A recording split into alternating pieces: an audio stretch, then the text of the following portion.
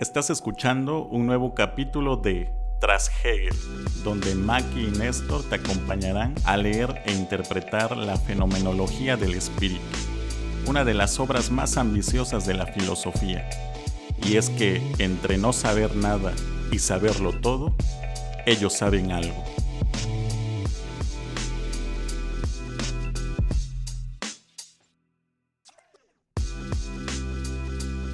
Hola, bienvenidos a un nuevo capítulo de Tras Hegel, el podcast de filosofía donde leemos la fenomenología del espíritu de principio a fin.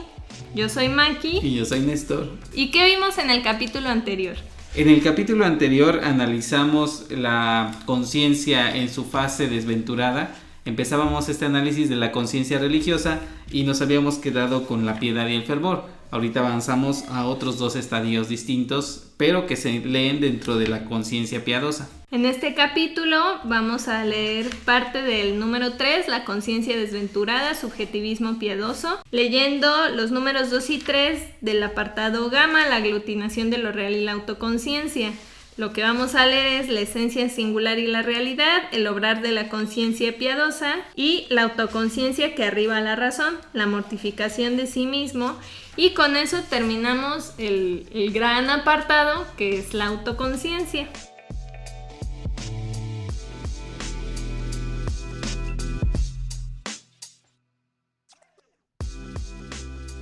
Dos, la esencia singular y la realidad, el obrar de la conciencia piadosa. Entonces entiendo que la conciencia, como que dice lo bailado ya nadie me lo quita, aunque se den cuenta de que hay una conciencia superior, digamos. Sí, podríamos avanzar en lo siguiente, en que de repente Hegel dice que estaba en una fase como de mero sentimiento, y en este momento como que pasa a un estadio ya recorrido pero de otra manera, que sería el goce. El goce y el trabajo. Habíamos dicho en la cuestión del goce que tenía un objeto distinto de sí y lo consumía. Lo consumía, lo transformaba y demás. Después, apetencia, ¿no? La apetencia y el deseo. Entonces es una relación práctica con el mundo en el cual el hombre transforma la realidad externa, material, podríamos decirlo así. Pero esta apetencia, este deseo ya había regresado con la figura del amo, cuando el amo le impone algo a la conciencia servil, al siervo, y tiene que transformarlo en trabajo, en acción, en obra para alguien más. Ahora, que es entonces cuando se da cuenta de que el mundo no se... Vaya, el único modo de relacionarte con el mundo y tu apetencia no es destruirlo, sino también transformarlo, porque el siervo está transformando el mundo para otro. Claro. No está destruyendo para satisfacer su apetencia. Ahora, esta transformación del mundo en el estadio anterior queda supeditada a la condición de objeto de consumo, pero del amo. De un amo ingrato, de un amo que está por encima del siervo y demás.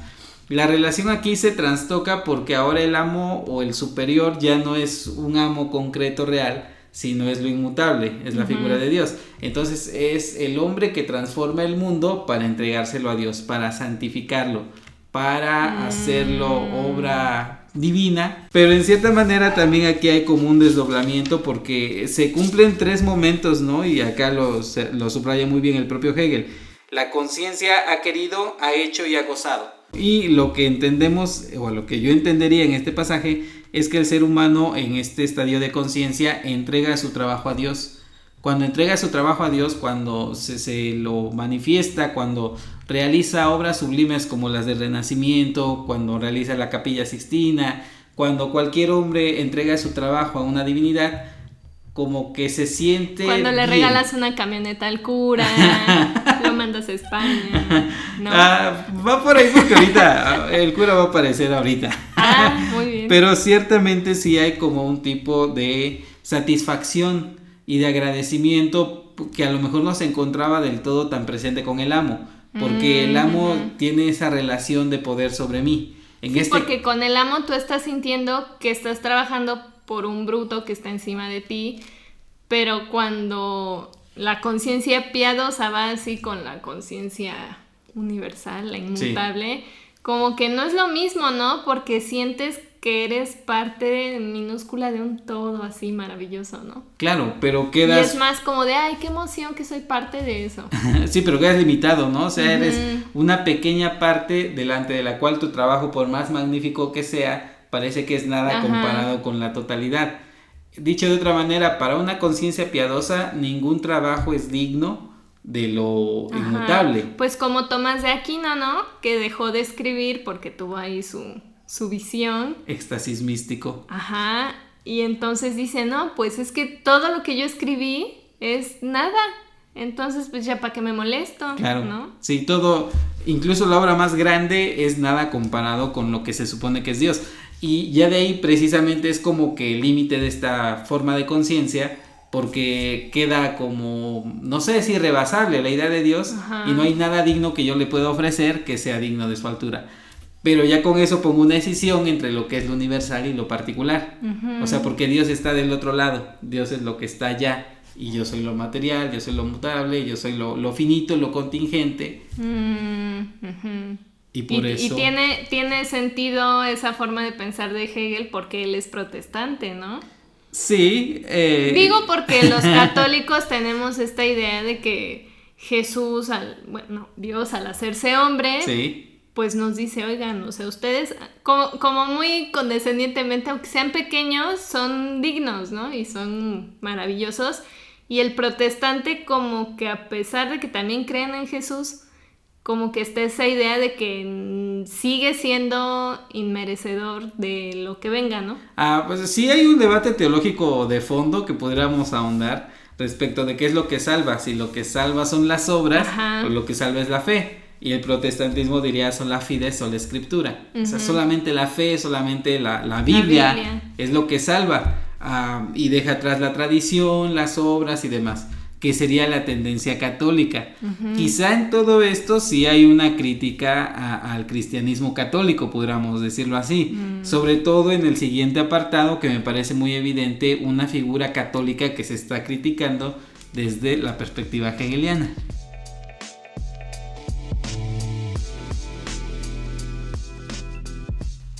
La autoconciencia que arriba a la razón, la mortificación de sí mismo. Veníamos de la esclavitud. En la esclavitud enfrentamos dos maneras, que fue el estoicismo y el escepticismo, como vías filosóficas o cuasi filosóficas de acción, y entramos a la cuestión de una conciencia religiosa. Pasamos por el fervor, pasamos por la obra, pero cuando en la obra tú te sientes satisfecho de lo que acabas de realizar, parece que hay como una usurpación de ese bienestar, de ese goce.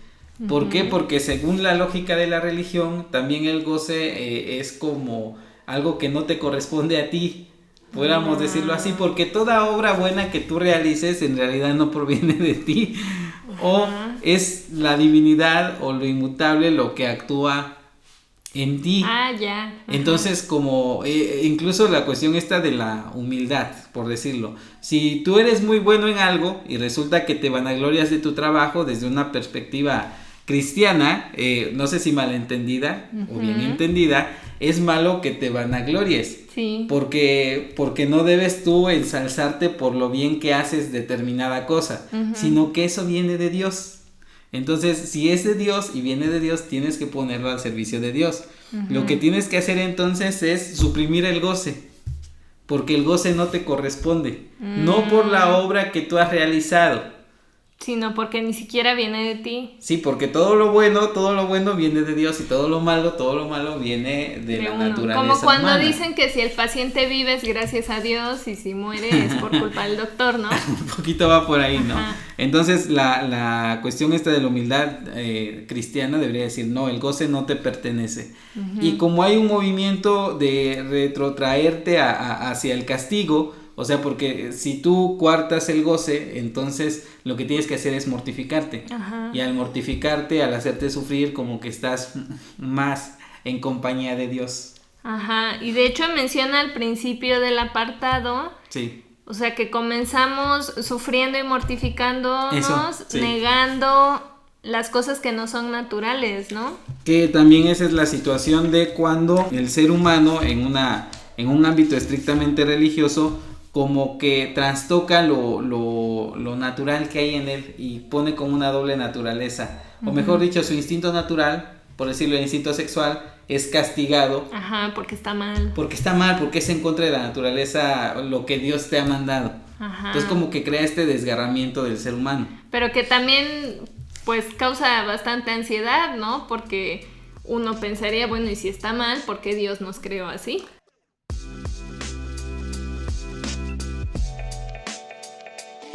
¿Y quién es el consejero para ti aquí? El cura. Ajá, ¿por qué? Porque menciona Hegel algo así como que las acciones buenas o el fruto de esta mortificación ya no solo no son nuestras porque vienen de Dios, sino que ya ni siquiera hay como una relación directa, entre comillas, con Dios, sino Ajá. que ya nos relacionamos con esa conciencia inmutable por medio del consejero, en el caso de las religiones, bueno, del catolicismo, del cura, ¿no?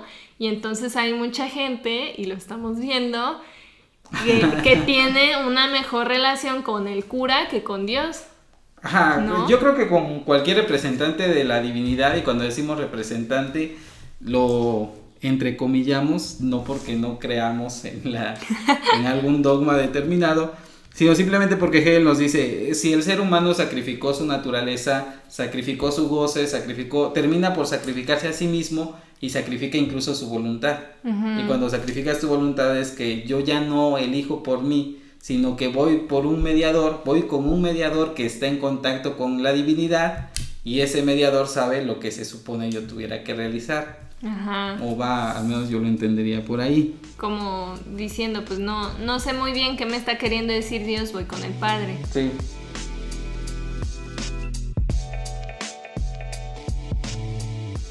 Y ya está terminando aquí la autoconciencia. Entonces, sí. digamos, ya llegamos al límite de la autoconciencia. Sí. Yo lo entendería así. Sí. Donde vemos que esta relación con el ser inmutable es de momento imposible, ¿no? Tú decías en el capítulo anterior o en el anterior a ese, ya no me acuerdo, que no es como que esto es toda la relación que vamos a tener con Dios y ya se acabó, sino que es como que ahorita no, más adelante lo retoma. Pues yo entendería, porque de hecho todavía hay otro apartado que se llama religión, y cuando hablemos del espíritu y demás, como que el tema, como hemos visto, regresan los ciclos. Yo entendería... Pero regresaríamos a la religión ya fuera de la autoconciencia. Fuera de la autoconciencia en el sentido de que ahorita solamente tenemos como el descubrimiento de la autoconciencia, de una conciencia individual. Ajá. Pero esa conciencia individual ya tuvo que lidiar con una forma deformada, valga el término, como una expresión deformada de la divinidad. Entonces vamos a regresar al contacto de Dios con el hombre, pero de una manera más profunda, si quieres tú. Uh-huh. Esta sería como una vía negativa en donde apareció Dios, pero no de manera planificada. ¿Por qué? Porque para empezar solamente tenemos una conciencia individual, uh-huh. una conciencia me la figuro yo como la del monje que está en su celda o que está en la cueva, como San Antonio, ¿no? Que es el que tiene las tentaciones, me parece que es él, y está en su cueva, es un eremita, pero entonces pierde relación con los demás, pierde relación con el mundo, y se queda solamente él, su alma, entre comillas, con la divinidad. Ajá. Es una relación muy deformada porque pierde de vista el carácter social. Sí. El carácter vinculante que tiene la religión, que tiene el espíritu en cuanto tal. Y el chiste es que es todo. No puedes deshacerte ni de tu corporalidad, ni de tus sentimientos, sí. ni de otras cuestiones inorgánicas, dijera Hegel. Sí. Nada más porque ya descubriste a Dios. Claro, ¿no? Eso vamos, porque cuando tú niegas tu corporalidad, niegas tu voluntad, niegas tu deseo, te objetivas, te vuelves un objeto delante de Dios. Uh-huh. Pero al ser objeto delante de Dios y no haber relación humana nada más, pues como que terminas con una relación muy, muy mala. Uh-huh. O con un vínculo no planificado con respecto a la propia divinidad. El ser humano como ser social tiene que establecer más relaciones. Uh-huh. Y cuando se queda únicamente acotado a una relación unipersonal, y en este caso todavía peor porque solamente hay una figura Ajá. que nunca contesta en realidad, aun cuando aparezca el mediador, pero el mediador es muy mañoso en este caso porque suplanta la voluntad del sujeto que tiene una voluntad. Uh-huh. Entonces aquí también hay como una distorsión cuando aparece ese mediador, que yo entendería como un ministro de culto que se asume como más cercano a la divinidad. Ajá, llámese el pastor, el sacerdote, el apóstol de Dios, el anciano, el rabino, como el profeta, etcétera, etcétera. Híjole.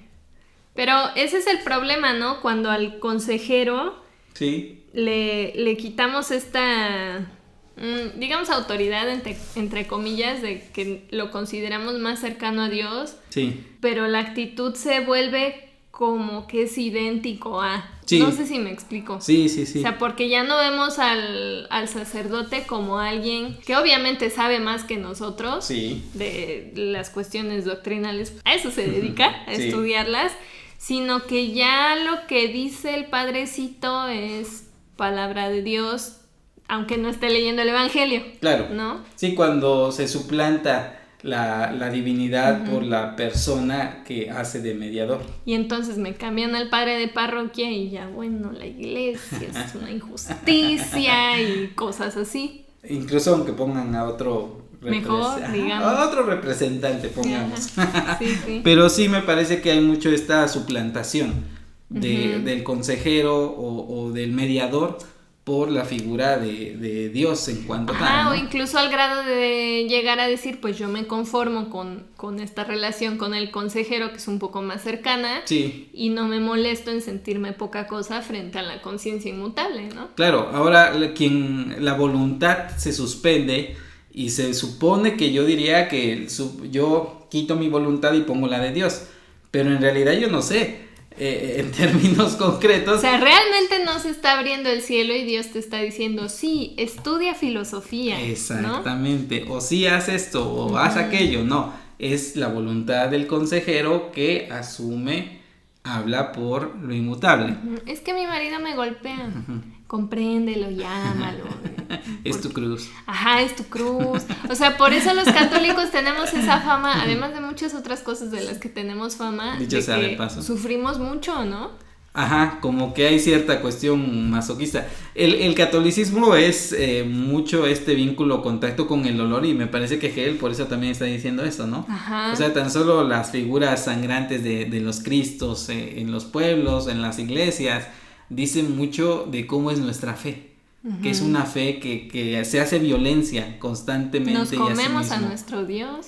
Algunos cantos de Cuaresma que son bastante lastimeros y demás. Ajá. Es una cuestión interesante que habría que rascar más a detalle, ver cómo nuestra fe está muy peleada incluso con nuestra propia naturaleza, como estábamos diciendo, ¿no? Sí. O sea, no solamente es la fuerza del sacrificio de Cristo, sino también de la propia naturaleza humana, de una fe quizá malentendida, ¿no? Pero habría que analizar. Sí, incluso por ejemplo en la muerte, que siempre son nuestros dos temas, la religión y la muerte, aunque no es dogmático, toda esta cuestión de los 9 días después de que alguien muere y eso, o sea, la iglesia realmente solo te pide la misa de exequias. Ajá. Ya de ahí, dice la iglesia, pues ahí te ves, ¿no? Sí. Pero esta idea de que si no estoy 9 días rezando por mi pariente, no va a ir al cielo, ¿no? Y es decir, pero ¿por qué? Porque hasta cuando ya ni está la persona queremos que sufra, claro. ¿no? En vez de... Sí. O sea, se nos queda grabado el mensaje de que tenemos que sufrir en vez del mensaje de que ya vino Jesús a sufrir por nosotros, ¿no? Claro, de hecho, ¿no? Entonces nuestra religión es una religión de constante sufrimiento. O sea, tú no vas a la iglesia, o es muy poca la gente que va a la iglesia a dar gracias. Cuando la Eucaristía, el sentido literal, pues es eso, se supone que es una acción de gracias. Tú vas a la iglesia a sufrir. O sea, si tú ves una persona llorando en la iglesia es algo de lo más normal. Pero si tú ves una persona riendo en la iglesia o feliz en la iglesia, hay como un choque. ¿Qué le pasa? Qué irrespetuoso, Sí, qué ¿no? irrespetuoso, porque este no es el lugar para estar contento. Ajá, sí. Aquí venimos a llorar. Acá venimos sufrir. claro, ¿no? Y hay una cuestión ahí de decisión tremenda entre lo que sería Dios con el ser humano. Y es lo que dices de la fe malentendida, porque entonces ¿dónde entra la misericordia en la que se supone que creemos, no? Sí, claro. Sí, hay muchas cosas que creo yo, no solamente el católico, mucha gente que cree en Dios, que si realmente creyera en Dios no las haría. pero pues queda así como que esta sí. cuestión, ¿no? De si se vive una fe o se vive un ritual de fe o una fe malentendida, pero bueno, ese como es que vivimos otro tema. Forma sin fondo, pero ya eso es para otro debate. Claro, efectivamente, debemos hacer uno específicamente de esto, pero a ver si lo aguanta la gente, por si no, mejor sigan hablando nuestra de otra audiencia cosa. En picada, ¿no? Sí, mejor la dejamos ahí. Y entonces, ¿a dónde llegamos? Llegamos a la incertidumbre y podríamos decir, al fracaso de la conciencia, transitando este camino apenas malentendido de la religión y regresando a algo que le hizo más sentido, que fue la cuestión de la racionalidad.